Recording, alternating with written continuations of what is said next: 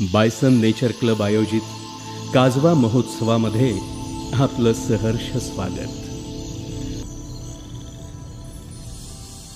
काजवा निसर्गाचा आविष्कार. मे महिना सरू लागतो. उन्हाची लाही लाही होत असते. बहावा नखशिखांत फुललेला असतो. निसर्ग नियमानुसार एक दोन मोठे वळीव पाऊस येऊन जातात. हवेत कुंद गारवा. 2-3 दिवसांसाठी हा गारवा जाणवू लागतो.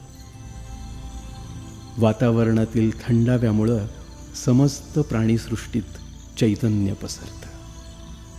वातावरण आल्हाददायक होतं. या वळीवाच्या 1-2 पावसात रान हळदीला कोंब फुटू लागतात. काळी मुसळीची पानं पण नुकतीच मिसरूड फुटल्यासारखी भूमीतून बाहेर पडतात आणि सृष्टीचक्रानुसार काजव्यांचा आविष्कार सुरू होतो. यासाठी वाढत जाणारा पाऊस आणि वातावरणातील थंडपणा या गोष्टी आवश्यक ठरतात. पावसाच्या आगमनाची वर्दी देण्यासाठी हे छोटे शिलेदार त्याच्या स्वागतासाठी सज्ज होतात. काजव्यांची वाढत जाणारी संख्या पावसाच्या आगमनाची वर्दी देते.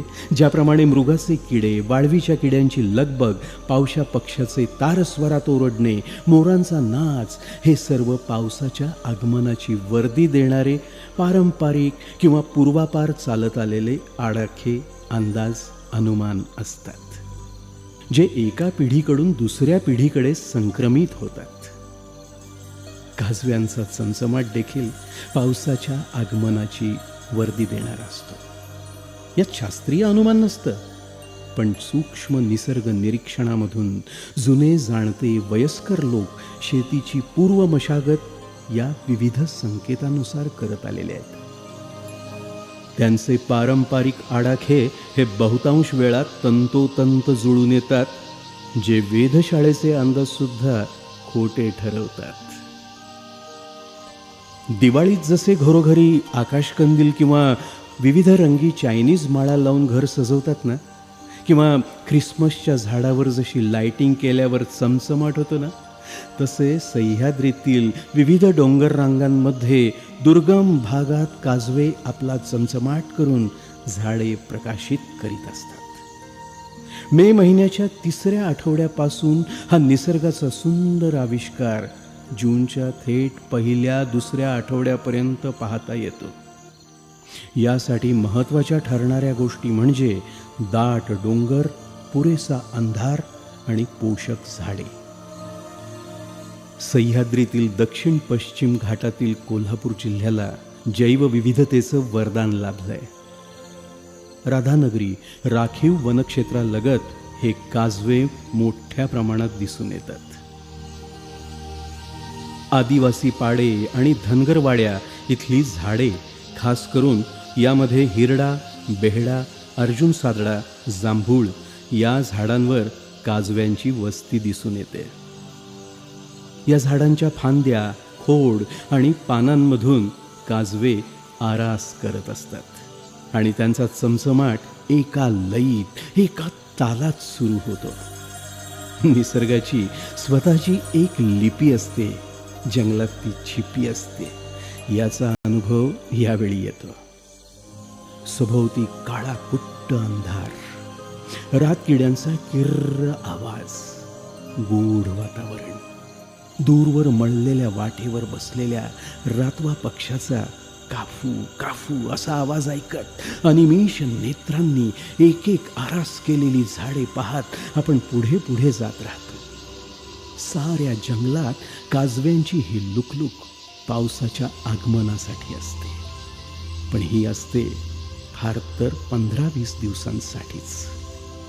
जंगलात अधेमध्ये पसरलेले, झाडावरून जमिनीवर सडा केलेले हे चमचमाट करीत असलेलं चांदणं पाहणं हा एक विलोभनीय, अविस्मरणीय आविष्कार असतो. रात्र जशी सरू लागते तसे हे काजवे प्रकाशमान होतात.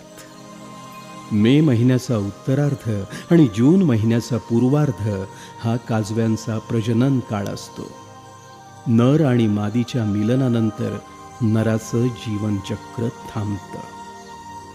आयुष्य कमी असलं तरी ते आनंदानं जगता येतं, हाच संदेश हे छोटे शिलेदार देत असतात. निसर्गाचा हा विलक्षण आविष्कार नजरेत साठवून घेत असताना, हा आनंद लुटत असताना, संवेदनशील पर्यावरणपूरक पर्यटनासाठी पर्यटकांनी सुद्धा काही गोष्टींची दक्षता घेणं गरजेचं आहे. यामध्ये मोठ्यांनी गाणी न लावणे, जंगलात भोजनाचा बेत न आखणे, तसेच प्लास्टिक बाटल्या, रॅपर्स, विघटनशील कचरा जंगलामध्ये न टाकणे, विजेरीची किंवा बॅटरीची सतत उघडझाप न करणे, मोठ्याने हॉर्न न वाजवता जाणे, या गोष्टी जर कटाक्षानं पाळल्या तर वन्यजीवांना, त्यांच्या अधिवासाला आणि स्थानिक समुदायालाही त्रास होणार नाही. तसेच वन आणि वन्यजीव विभागाच्या सूचनांचं पालन केल्यास संयतपणे निसर्गातील एक अनोखा आविष्कार तुम्हाला आयुष्यभरासाठी तुमच्या डोळ्यात साठवता येईल. यासाठी मुख्य रस्ता, डांबरी सडक सोडून पालापाचोळ्यात जाणं धोकादायक आहे. यामध्ये साप किंवा सरपटणारे प्राणी असू शकतात. तसेच पायामध्ये बूट असणंही आवश्यक आहे. निसर्गात जाताना आपण निसर्गाचा एक जागरूक आणि जबाबदार घटक आहोत याची जाणीव ठेवून, तसेच स्वयंसेवकांच्या नियमांचं पालन केल्यास ही निसर्ग भ्रमंती, हा काजवा महोत्सव आनंददायी होईल. कारण निसर्ग अनुभवणं, त्याचा आनंद घेणं, यात तर आयुष्याचा निखळ निरपेक्ष आनंद आहे.